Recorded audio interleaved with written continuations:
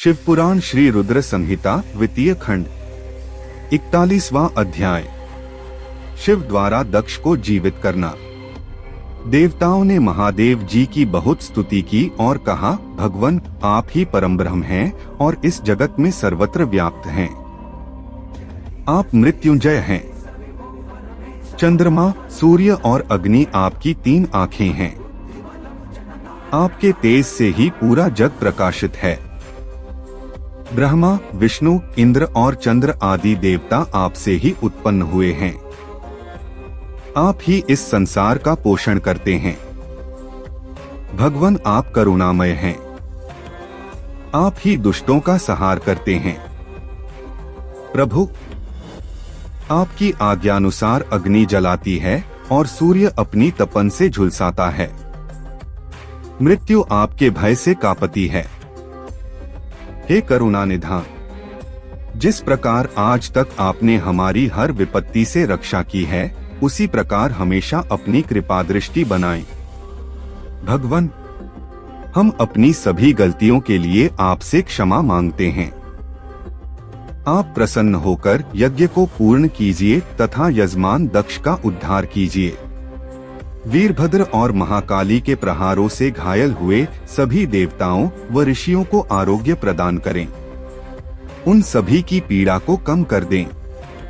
हे शिवजी, आप प्रजापति दक्ष के अपूर्ण यज्ञ को पूर्ण कर दें और दक्ष को पुनर्जीवित कर दें। भग ऋषि को उनकी आंखें, पूषा को दांत प्रदान करें। साथ ही जिन देवताओं के अंग नष्ट हो गए हैं, उन्हें ठीक कर दें। आप सभी को आरोग्य प्रदान करें।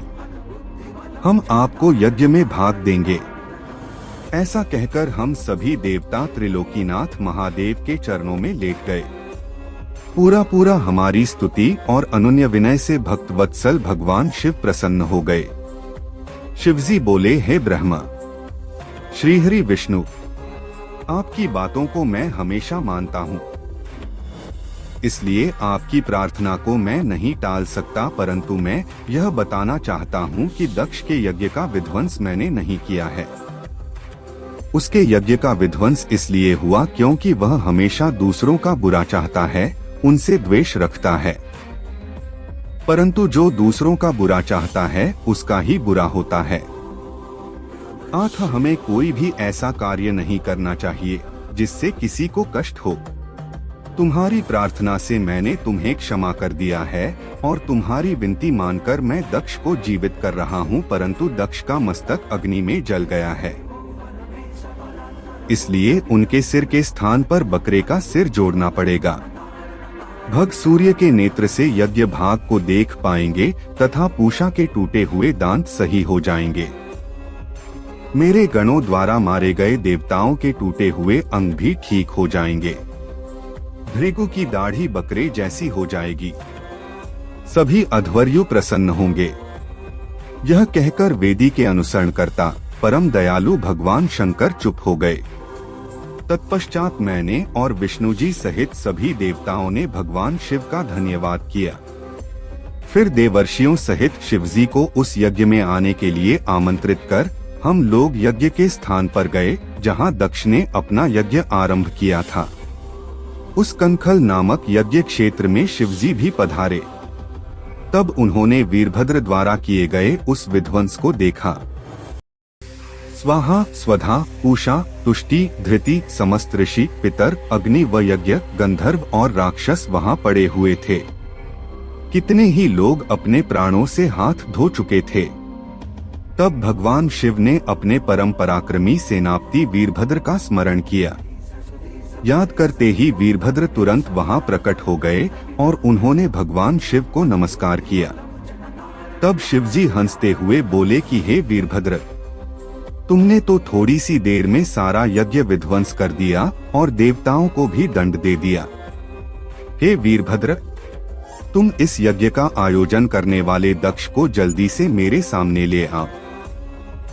भगवान शिव की आज्ञा पाकर वीरभद्र गए और दक्ष का शरीर वहां लाकर रख दिया, परंतु उसमें सिर नहीं था।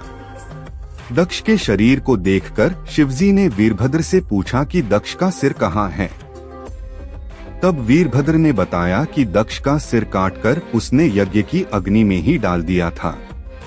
तब शिवजी के आदेशानुसार बकरे का सिर दक्ष के धड़ में जोड़ दिया गया। जैसे में ही शिवजी की कृपा दृष्टि दक्ष के शरीर पर पड़ी, वह जीवित हो गया। दक्ष के शरीर में प्राण आ गए और वह इस प्रकार उठ बैठा जैसे गहरी नींद से उठा हो। उठते ही उसने अपने सामने महादेव जी को देखा। उसने उठकर उन्हें प्रणाम किया और उनकी स्तुति करने लगा।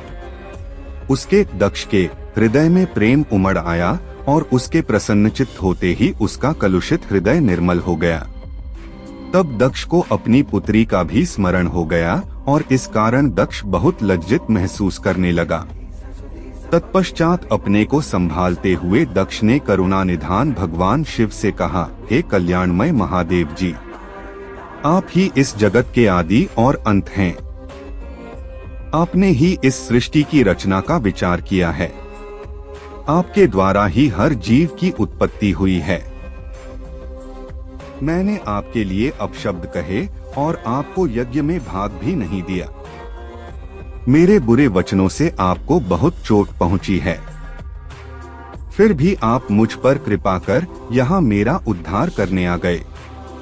भगवान, आप ऐश्वर्य से संपन्न हैं। आप ही परमपिता परमेश्वर हैं। प्रभु, आप मुझ पर एवं यहाँ उपस्थित सभी जनों पर प्रसन्न होइए और हमारी पूजा अर्चना को स्वीकार कीजिए। ब्रह्मा जी बोले, नारद, इस प्रकार भगवान शिव की स्तुति करने के बाद दक्ष चुप हो गए। तब श्रीहरि विष्णु जी ने भगवान शिव की बहुत स्तुति की। तत्पश्चात मैंने भी महादेव जी की बहुत स्तुति की। भगवान, आपने मेरे पुत्र दक्ष पर अपनी कृपा दृष्टि की और उसका उद्धार किया। देवेश्वर, अब आप प्रसन्न होकर सभी शापों से हमें मुक्ति प्रदान करें। महामुनि, इस प्रकार महादेव जी की स्तुति करके दोनों हाथ जोड़कर और सिर झुकाकर खड़ा हो गया। हम सभी देवगणों की स्तुति सुनकर भगवान शिव प्रसन्न हो गए और उनका मुख खिल उठा। तब वहां उपस्थित इंद्र सहित अनेक सिद्धों, ऋषियों और प्रजापतियों ने भी भक्तवत्सल करुणा निधान भगवान शिव की अनेकों बार स्तुति की। यज्ञशाला में उपस्थित अनेक उपदेवों, नागों तथा ब्राह्मणों ने भगवान शिव को प्रणाम किया और उनका प्रसन्न मन से स्तवन किया। इस प्रकार सभी देवों के मुख से अपना स्तवन सुनकर भगवान शिव को बहुत संतोष प्राप्त हुआ।